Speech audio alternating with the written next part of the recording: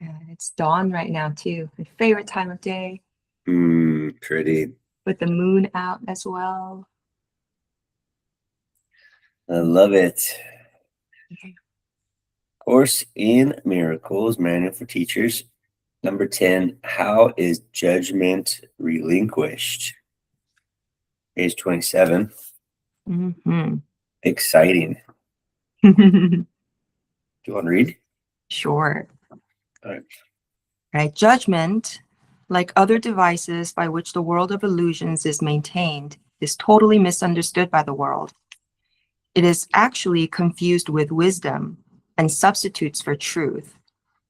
As the world uses the term, an individual is capable of good and bad judgment, and his education aims at strengthening the former and minimizing the latter. There is, however, considerable confusion about what these categories mean. What is good judgment to me is bad judgment to another. Further, even the same person classifies the same actions as showing good judgment at one time and bad judgment at another time. Nor can any consistent criteria for determining what these categories are be really taught. At any time, the student may disagree with what his would-be teacher says about them, and the teacher himself may well be inconsistent in what he believes. Good judgment, in these terms, does not mean anything. No more does bad. So the judgment in the term would be your perception of something being good or bad. And that perception it's projected, meaning you're projecting a reality onto something. So it is, good or bad based on in your world and your goals and the things you're trying to accomplish or the things you're trying to avoid. But it doesn't mean that it is the ultimate reality, because we don't understand our own best interests. We don't know. I don't know what my own best interest is. I'm going to quit my job because this is bad. I quit my job. Oh man, I wish I wouldn't have quit my job. Maybe that was good. I'm going to marry that girl. I married the girl. Oh man, I wish I had married the girl. I wish I was a single person, or, over and over again. I do these things, and I think they're good. I don't know if they're good. I I don't know if they're bad, but the the the reality is it's all part of the perfect experience that a part of me, a bigger part of me, is orchestrated. And in that case, it's all perfect. Yeah, That's what it's pointing out for the judgment. makes sense. Yeah. I know that how long ago was it now? More than 10 years ago, like early on in my career, I went into the manager's office wanting a raise, having Googled like how to ask for a raise, all that stuff. So I Yeah. went in there thinking I wanted a raise, but walked out getting insulted and basically, you know, finding a new job. And that was the best thing that could have happened. Oh yeah. Yeah. I actually know several people that stayed at that old company for like a good 6 years. And there's people that are still there right now. And Yeah. like, yeah, no. So Well, I'm sure one day I'll think back on everything else, like almost getting married and getting assaulted and all that stuff. you just don't know what is in your best interest, and it's incredible to think that what you have or who you are is in your best interest, Right. because the reality, or at least our current reality, is that here you are being who you Mhm. are and having what you have. And so how is that perfect? That's a better question. Mhm. And you think, well, there's the reasons why what's going on isn't perfect is easy to come up with. It's not Yeah. perfect. It's not what I want. It's not who I want to be. However, it is perfect because it's what we have. So ultimately, it's what God has allowed. Whatever that is, Mhm. and so there's some kind of greater good in there. Like what you said led you to something that was actually better. A job that was better. Mhm. I think everything's like that. Yeah. Led to growth. Yeah. Hmm. Yeah. It is necessary for the teacher of God to realize not that he should not judge, but that he cannot. Oh. Ooh. He cannot judge, huh? In Anna. giving up judgment, he is merely giving up what he did not have. He gives up an illusion, or better, he has an illusion of giving up. He has actually merely become more honest, recognizing that judgment was always impossible for him. He no longer attempts it. This is no sacrifice. On the contrary, he puts himself in a position where judgment through him rather than by him can occur. And this judgment is neither good nor bad. It is the only judgment there is, and it is only one. God's Son is guiltless and sin does not exist. So when it comes to ultimate reality, according to, of course, and non-duality, it is there is only one reality, and that is that we're home and one with the Father. That's the only reality. And all these layers of separation and stories that seem to be happening around us are part of our judgment, part of our perception. And so when I see separation and I see things that are going wrong, it's my judgment, little me, personality me. But if I see through Christ's eyes, then it's a different world. It's a whole different world because Christ looks out and sees Christ, really sees sameness, sees a brother, friendly, sister, family, and so all the other judgments that I have, it's really the character looking out and seeing all of the obstacles in the story that have to be overcome. And if I look through Christ's eyes, then I'm looking as the writer or as the observer in the theater. That's not the character. That isn't the drama. That doesn't want any of those things because there's nothing to be wanted.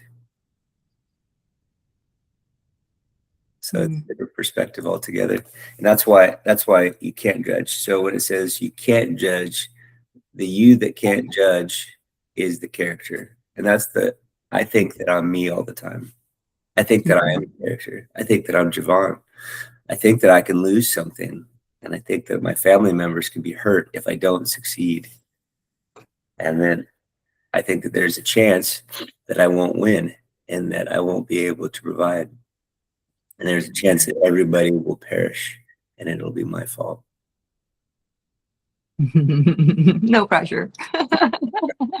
No pressure. So there you are. Wow, what a trauma. Gee. And that's okay. That's what Jevon does. He likes that. He does all kinds of situations and it puts himself in that pickle over and over again forever. And it doesn't have to be a bad thing, but that's that channel. If you're flipping through all the channels of back when you had cable. Mm-hmm. Let's choose something else to watch. Flip, flip, flip. Oh, the Jevon channel. That's a good one. Let's watch that.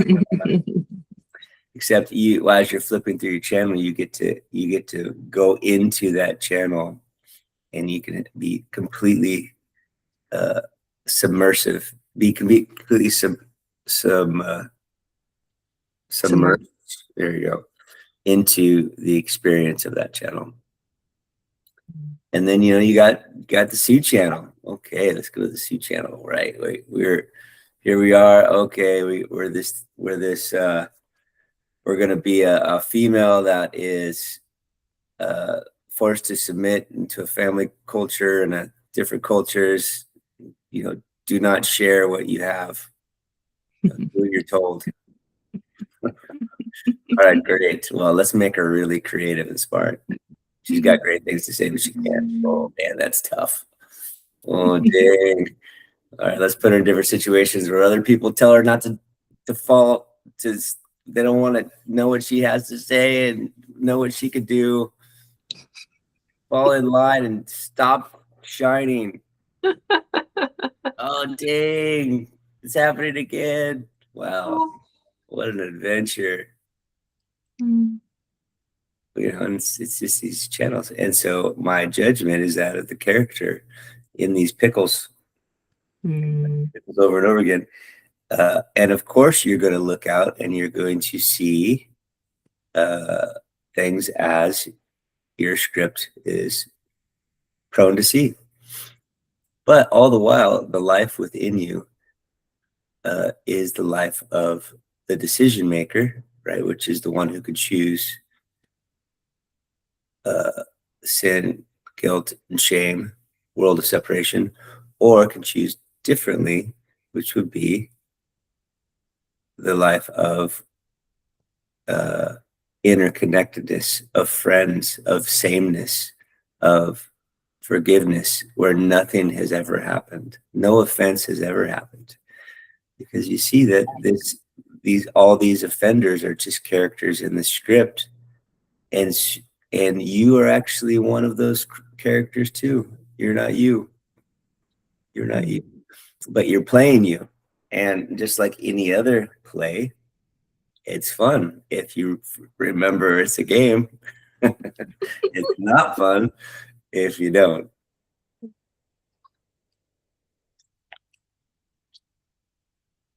The game of Soo is a blast. Love this game, unless you forget that you're playing Soo. When you think you are Soo, you're gonna have to chop some heads off. I'm gonna fuck you up. You withhold. You try to control me. Princess Warrior, bro. Come on.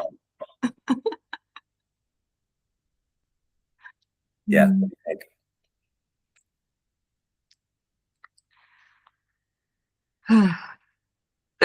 I gotta say, I think learning to embrace that part is probably what the collective, like feminine, is kind of doing right now. Because historically,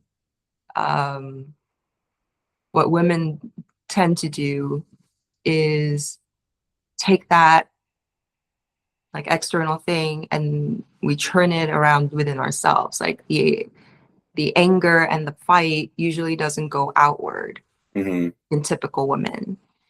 We, instead of recognizing, oh, that this like society, this person, whatever, is getting me to like making me wrong for being me, and then fighting against that, women and children too, but yeah, think, no, there's something wrong with me. I gotta attack and change what is within me. But anyway. Yeah, which I mean, it's wonderful. There's different levels you can use this.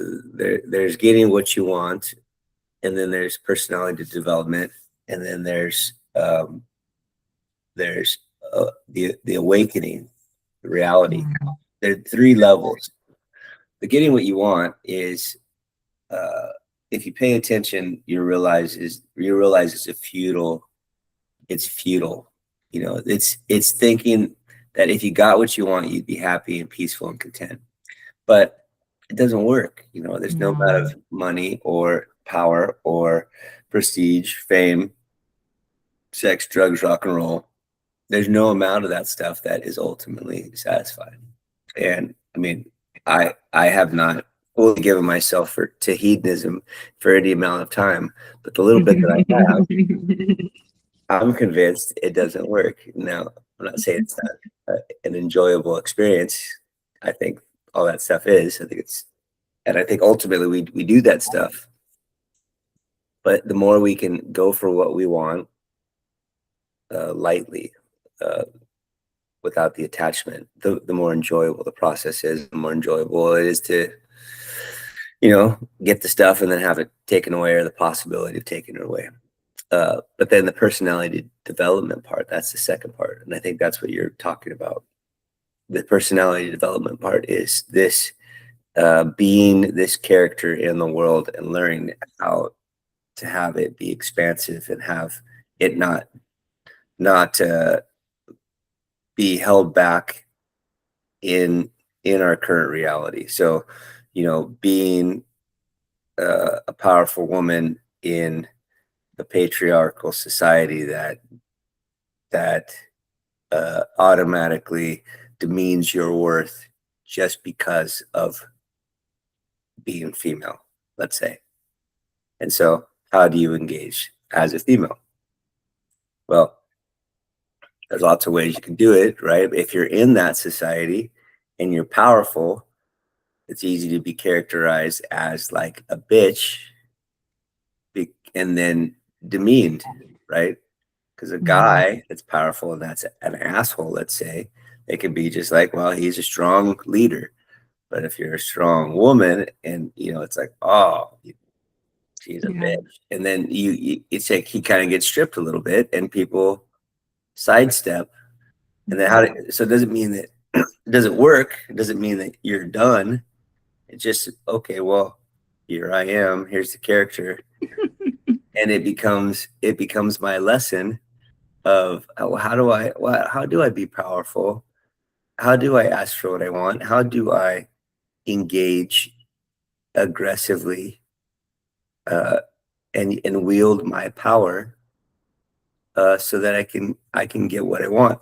And you don't necessarily use it in the personality development. You take notice of how true is it? How true is all this judgment? Because it's just feedback.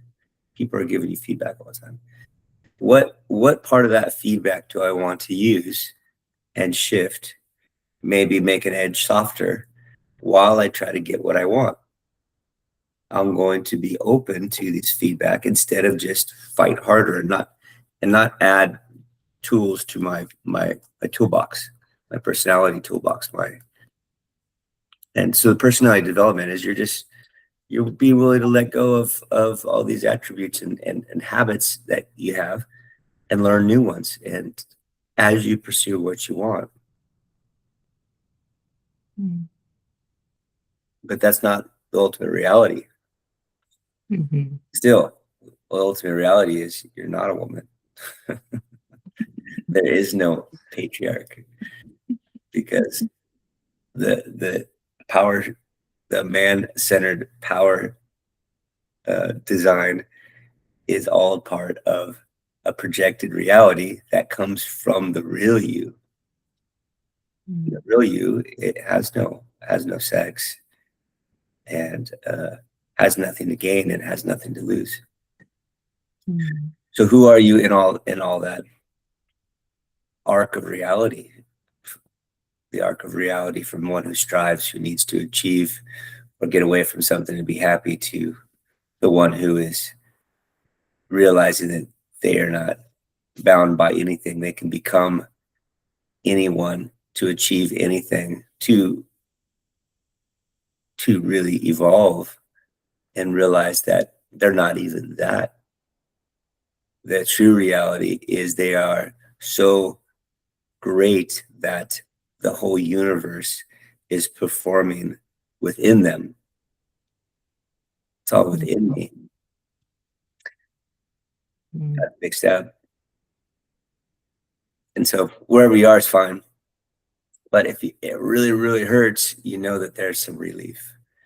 That you can be like, oh, I can step back and watch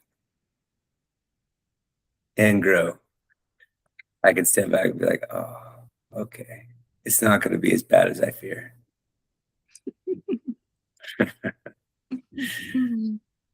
What do you think?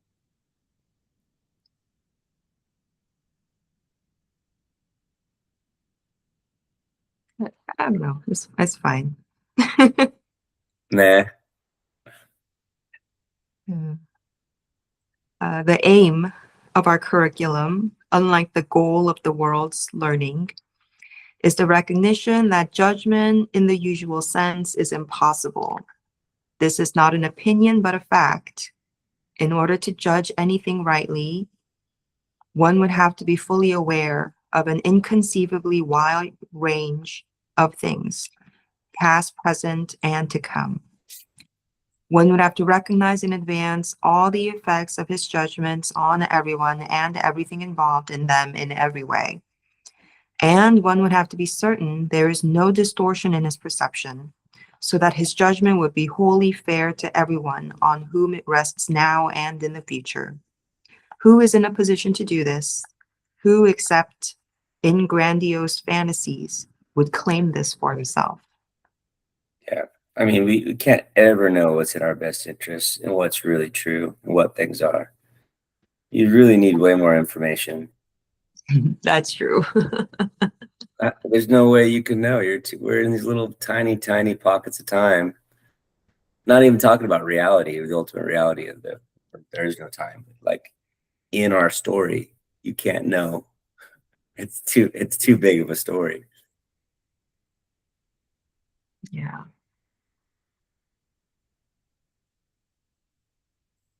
Well, so what do you think? What was your hesitancy before?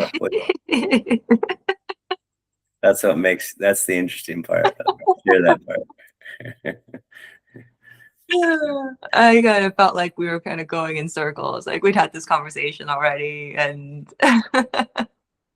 we kind of felt like I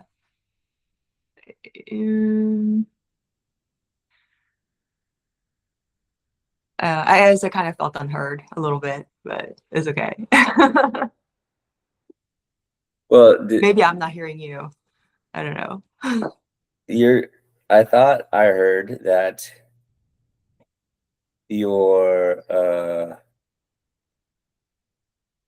that it's difficult to grow in a world where it's trying to oppress you. What did you mean? What were you trying to say? I think I was just trying to add in there that the layer, I think, to overcome, or I don't even know what the right word would be, right? But we'll stick with overcome.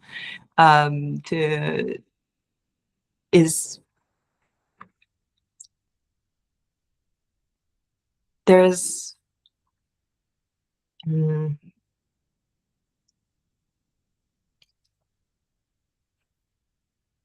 it feels like, yeah, there is, I don't know, the way that you said it the first time, it was like, oh, the anger or the judgment, the whatever is because I'm strong, it's going out and I'm gonna whatever. But it's like,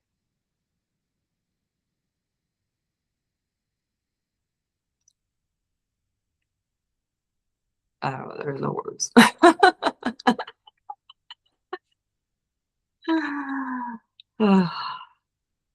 Yeah, well, it's going to happen in a lot of different ways.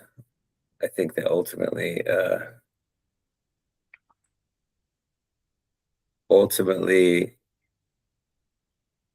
life is not going to work perfectly. And so what do you do?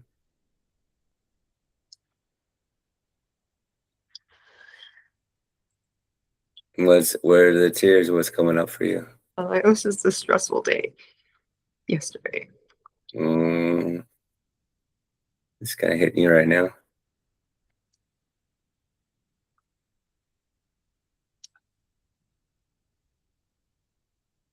Yeah. Do you want to talk about it? I don't know, because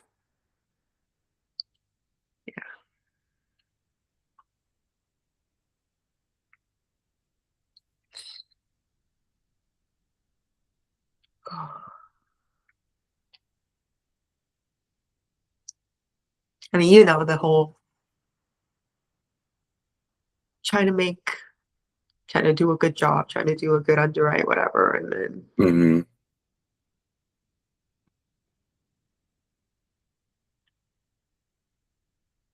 I'm just feeling like it doesn't matter, you know. Which part is it? Doesn't matter your job or your participation doesn't matter. What doesn't matter? Yeah, because like I have all these like there's a like I have a very good reason for asking for the things that I'm asking for, and Mm-hmm. then I know that and they'll tell me that, oh yeah, no, yeah, those make sense and those are good, but on this one you can just let it go. Mm-hmm. And it's like, well, then so it's like, okay, so is this a is this something for me to do differently, or is this a business decision? And Mm-hmm. like, it's kind of a little bit of both. And I mean, and so it's just like no real feedback. And then it's like, okay, well, why did I have to go spend all this time and energy putting all these justifications forward if you're just going to override it anyway?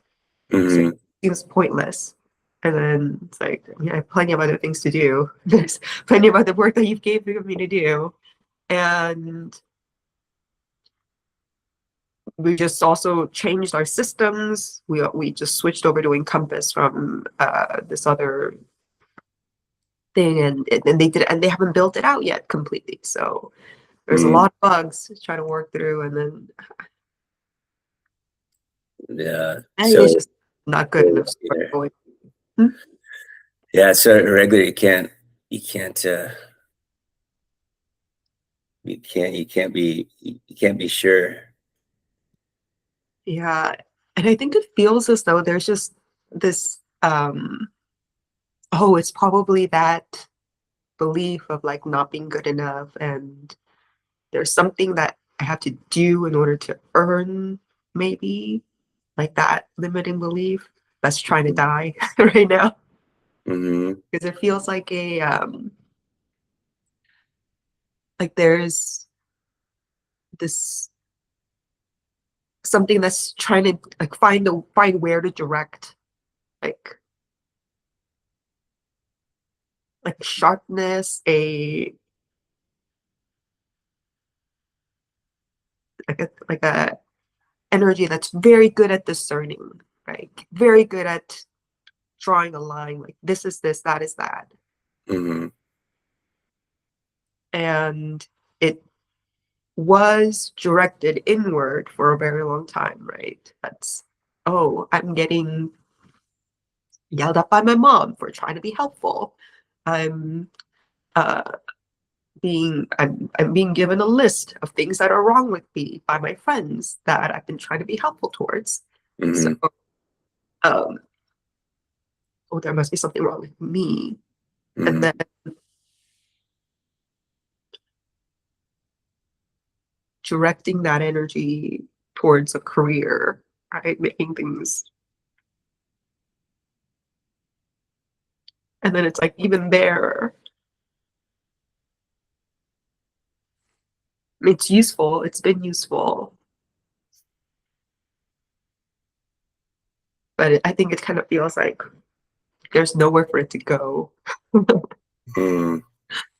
now. It's like, Yeah. Or well, if you've been using that discernment and that helpful energy to make things better in order to make yourself better, if that's what it's been doing all these years, in order to be worthy, in like order to be earn worthy. it. Yeah. and you find yourself in a situation where your efforts aren't making things better, or so it seems, because they're changing they're changing the outcome, right? Or they're putting you in a system that doesn't work yet. And so your tactic, which is just a tactic of I want to make things better, if you're in a situation where it's not possible, well, what does that do to you, who you are? Because you've been relying on a tactic in that scenario to be good. And if your tactic isn't working, who are you? It kind of derails it a little bit if you've been relying on your tactic.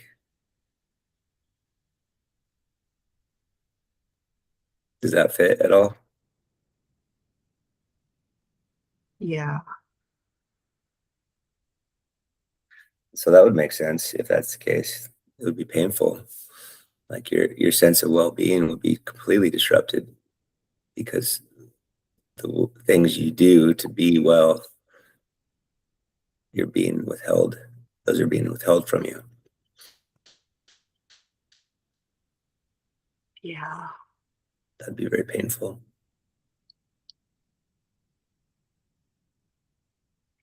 What do you do about that? Yeah.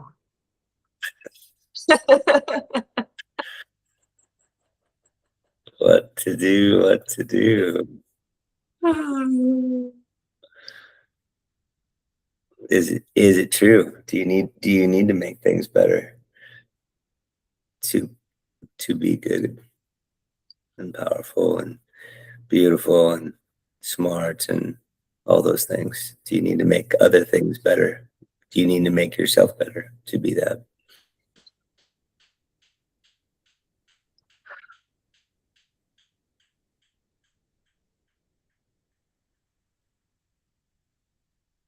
Yeah.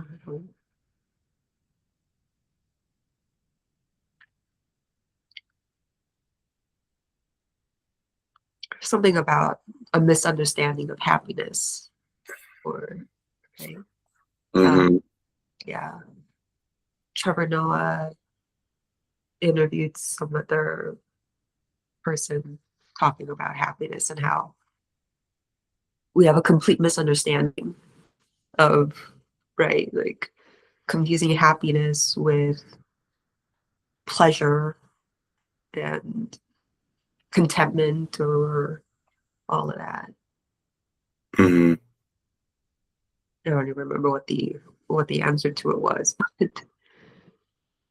But it's basically, yeah, like being able to accept things as they are, I think is kind of what I picked up on.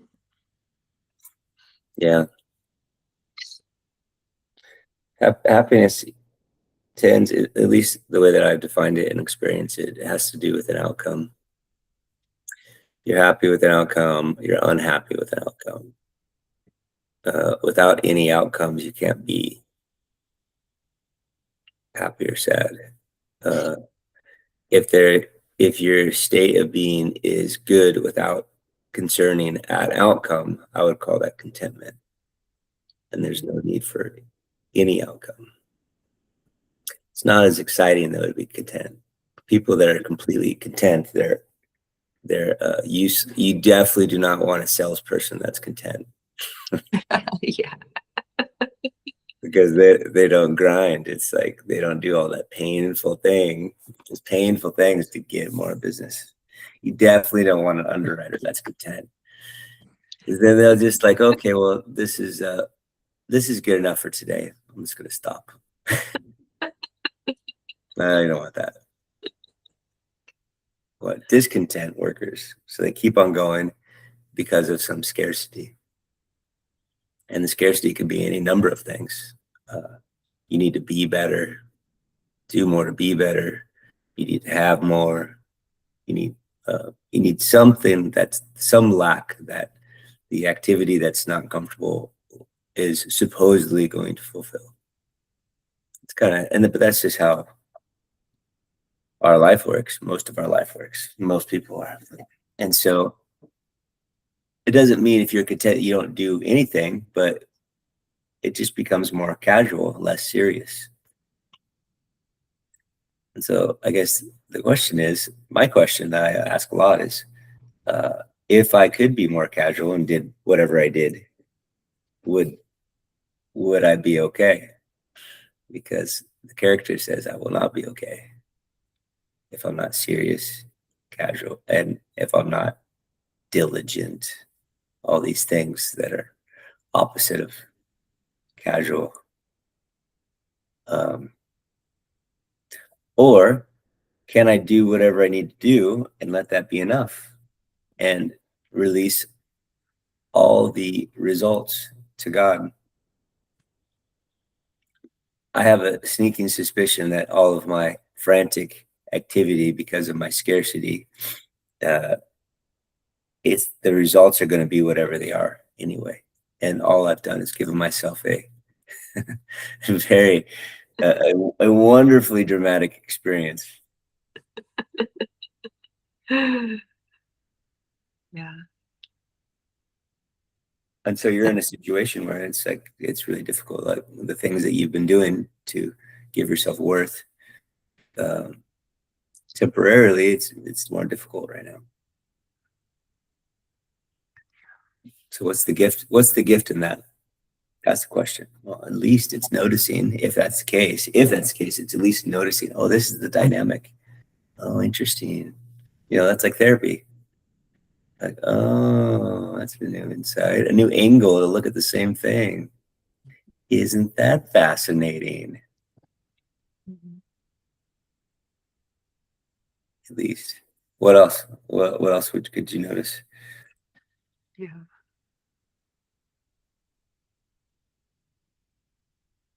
Oh.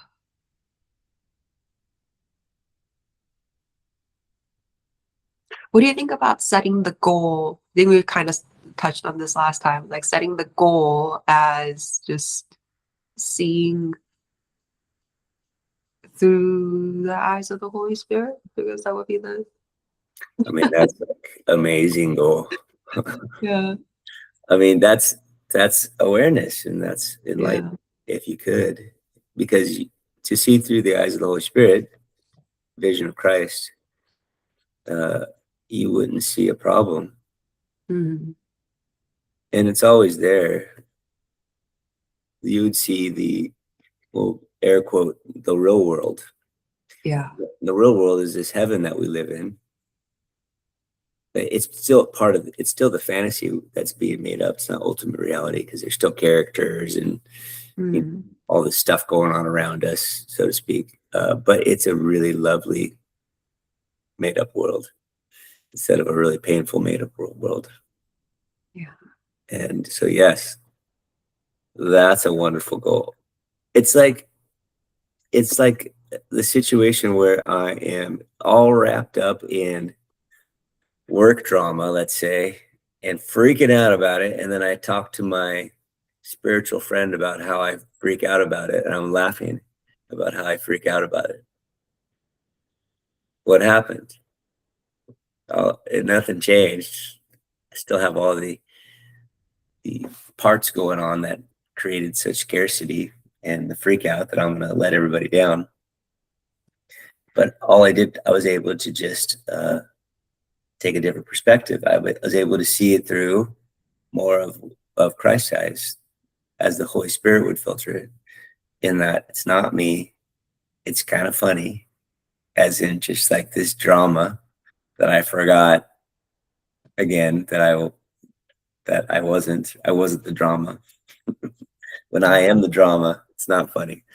When I can watch the drama from the theater seats, it's like, oh my gosh, they got me again.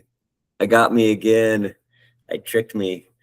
Oh my gosh, I'm so good at this. I trick me every time. And so it's wonderful.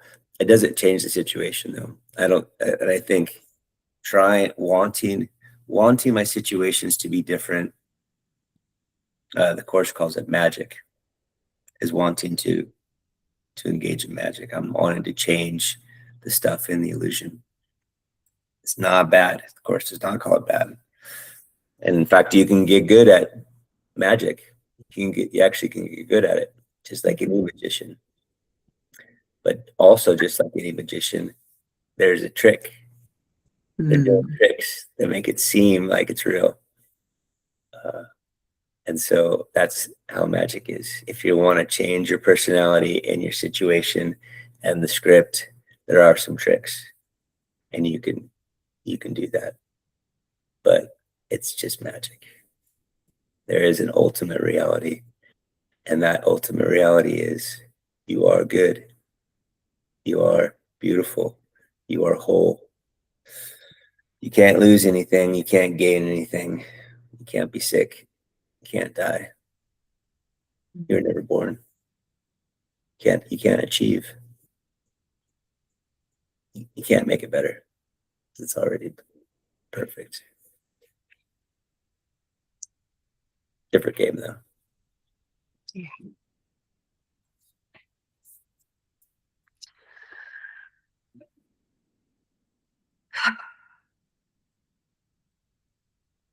Oh, I'm okay. you're okay. But if you're not okay, that's all right too.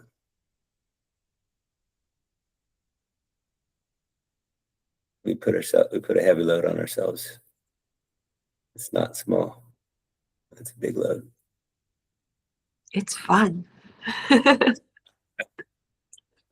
Yeah. Having so much fun right now. There's so much fun. You're a party animal, that's for sure.